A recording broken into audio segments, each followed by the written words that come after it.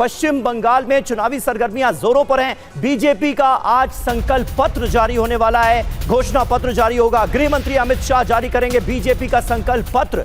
रोजगार और महिला सुरक्षा पर विशेष फोकस रहेगा। बीजेपी के घोषणा पत्र में यह माना जा रहा है रोजगार, पलायन, स्वास्थ्य के मुद्दे पर भी बीजेपी बड़ा ऐलान कर सकती है। आमोद राय हमारे पॉलिटिकल एडिटर इस वक्त हमारे साथ मौजूद हैं। कल प्रधानमंत्री ने बंगाल को 6 गारंटीज दी थी, उसका ऐलान किया था। आमोद, क्या क्या हो सकता है बीजेपी के मैनिफेस्टो में? बंगाल जाहिर है बीजेपी के लिए बहुत इंपॉर्टेंट है।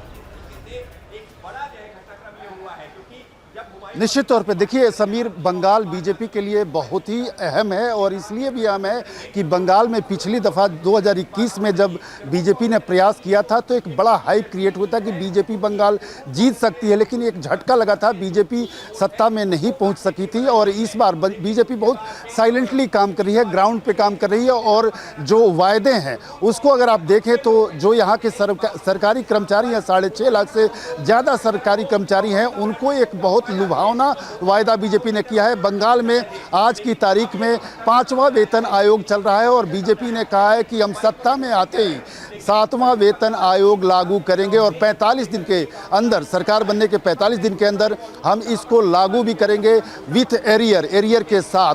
तो ये एक बहुत बड़ी लुभावनी योजना है। इसके साथ अगर बात करें तो महिलाओं के लिए प्रति माह 3,000 रुपया देने का वायदा बीजेपी अपने घोषणा पत्र में करने वाली है और इसके साथ ही युवाओं को भी बेरोजगारी भत्ता के तौर पे उनको स्टार्टअप के लिए कुछ काम करने के लिए 3,000 रुपया प्रति माह देने की एक योजना बीजेपी आज अपने घोषणा पत्र में दे सकती है। तो बीजेपी इस बार जो है कोई भी कोर कसर बाकी रहने देना नहीं चाहती और इस लिहाज से, क्योंकि बंगाल उसको मालूम है कि बॉर्डर स्टेट है और जिस तरह से पिछले 5 साल से बीजेपी के कार्यकर्ता यहाँ ग्राउंड पे दबे हुए हैं, लड़ रहे हैं, लेकिन एक तरह से उनको बहुत स्पेस नहीं मिल रहा है, तो उनको एक जगह बनाने की कोशिश। और चूंकि देश का एक बहुत ही अहम राज्य है बंगाल, लगातार गृह मंत्री अमित शाह और प्रधानमंत्री के मुंह से आपने सुना है कि बांग्लादेश बॉर्डर पे होने की वजह से बंगाल का चुनाव सिर्फ बंगाल के लिए ही नहीं, देश के लिए भी उतना ही अहम है। और उस लिहाज से ये बहुत ही अहम घोषणा पत्र आज होने वाला है और आज के बाद एक तरह से बीजेपी